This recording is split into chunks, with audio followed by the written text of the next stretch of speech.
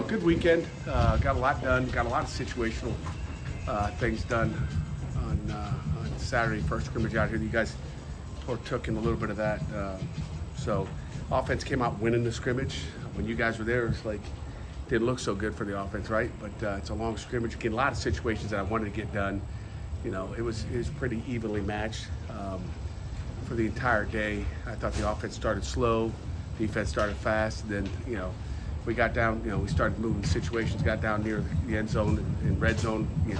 In goal line situations, obviously the offense put it in. United was going to get that short field. That's how they wanted, and again, really wanted on a 2-minute at the end of the game. So again, tight scrimmage. It was probably a 3 or 4 point win, but tight score like I wanted to be at the end. They're playing for something, so it was a good day. We got situational and kind of know where we are and what we got to do to get better. Who were some of the offensive players in the scrimmage that came alive to make plays and score? We didn't give Dez many reps. We got, just worked on, playing a lot of the guys. So Dez didn't get a ton of reps. Really our one receivers at this point didn't get a ton. Maybe they got 24, 25 snaps. And again, we probably got 140 total snaps overall. But offensive guys that stood out, TK Kinsler, who's been banged up a little bit early in camp, came out and did some nice things, and it kind of made a little bit of a bounce back, I'd say. I'm trying to think of anybody else on offense. I tell you, Torrey Chester continues to show some good things when he's out there. Offensive guard, and Justin Cook, another guy that just gives you production. He's a guy that can play some ball for us. Defensively, Josh Guerriere. I don't know if we've talked about him much, but Josh is making a move back there in the back end. Happy with where he is. The guys we expect to play well, I'm not mentioning those guys. Lovelace had a heck of a day. He can run, boy. He looks faster than he did a year ago. I think you guys saw one. Were you guys there for a pick six or no? Okay, you guys didn't see that? I don't know when you guys left. But there was a pick six out of Lovelace. It was pretty nice. I'm trying to think if there's somebody else I want to talk about. Inside D tackle wise, same status quo in there. Defensive ends, I think you got guys. There's nothing that stands out. So I guess that's it right now, maybe. You always emphasize the turnovers. Was that the only turnover, or the offense turned over more than that? No, I think there was two interceptions and then maybe 2 on downs. The offense taking their shot. It was called a turnover on downs. If you go for it on 14, you don't get it. So, but turnovers made it close. It was the offense clearly ahead, and then pick six is 14 points for the defense. So then I think it was tied 23-23 at that time. It was a major turning point in the game. Did Saturday provide you any clarity on the battle you have at left tackle? Not really. Again, Percy and you guys saw it. Percy and Stanley both do a nice job. We feel like we got at least looking at those two guys, 6 guys up front that that we can win with, and continue to stay the same. I still think the battle is in the guard spot. To be honest with you. Is Stanley making any progress? Did he play guard at all on Saturday? I played a little bit of guard. Played a lot of left tackle. So he's making progress. He's got quick feet. He's tough, and he's got a motor. So we love that about him. Behind those top 6 on O-line, who are some of those guys that are kind of trying to make their way up there? Torrey Chester's one of those. One of those guys that notice out there. The top 5. I'm trying to think behind them. Isaiah Montgomery did a nice job as well. He's gotten better, I think. We got to consistently get that out of him every day. Giovanni Cooley has really had a good camp. Probably another guy I haven't talked much about, but Gio has done a nice job as well. And Tyree showed spurts, as well. So, just every day is a process. Trust the process and keep getting better every day. Given how much, you guys emphasized it in the portal. You brought in 3 offensive linemen. It was obviously a big part of what happened last season.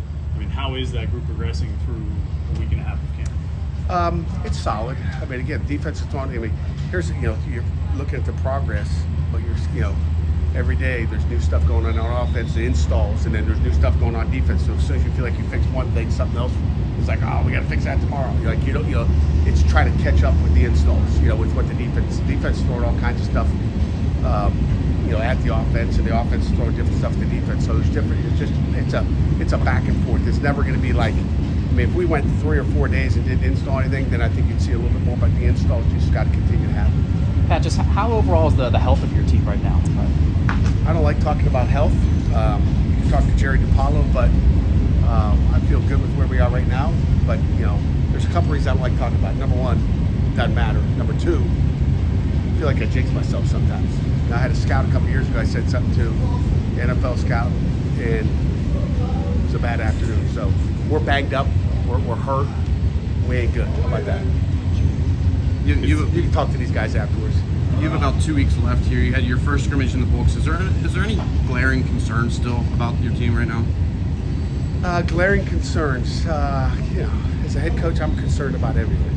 Like, I mean, there's glaring. There's nothing glaring. I mean, but there's things here. I want to fix that. I want to fix that. How's our depth here and there? I mean, there's always those concerns, but that's every day. That's all season long. I mean, I'm never stop worried about something. Anything? Tell you what, Junko had a heck of a day. I'm really not worried about Junko. You guys saw his. You guys see him? You guys were there early. I mean, he crushed them all. Maybe as good a day as he's ever had at Pitt. When you think about the things that you are still needing to get corrected out there, do you find they're more in the realm of communication issues on more of the physical side? Just where do those kind of issues fall in your mind? Yeah, good question. I mean, it's a little communication. It's a little bit physical. I mean, I think it's a little bit of both. I mean, I think it's not just one. It's never just one thing, right? I mean, it's communication on the back end. We give up a big pass. Communication. That's a problem. All those things. It's communications and it's also physical errors. And again, the offense is going fast. I mean, when the tempo goes, you got to get lined up. You got to communicate faster. So those are all things. And again, same thing up front. Just communication and IDing things the right way on the offensive line. Did the scrimmage kind of reveal some of those questions? Like, kind of point out to you, okay, we got to really address this. Yeah, there's no doubt about it. That's why we practice every day, every period. In a regular practice or scrimmage for sure. To me, when the lights turn on, and I've said, you guys, we've got older guys have been here, like, I want to see what you're going to do on that day. So to me, that's the first measuring stick of where we are is what you're going to do on that game day. And I emphasize the stress that hey, I want to see the best. I mean, you can practice great, but if you don't come out on that scrimmage day and show up and give me the best effort, and again, I think our effort's darn good, but just execution and taking care of the little things and the details. That's what I'm looking for. Some guys stood up, some guys didn't, and those are things I'm concerned about. Okay? Thank you.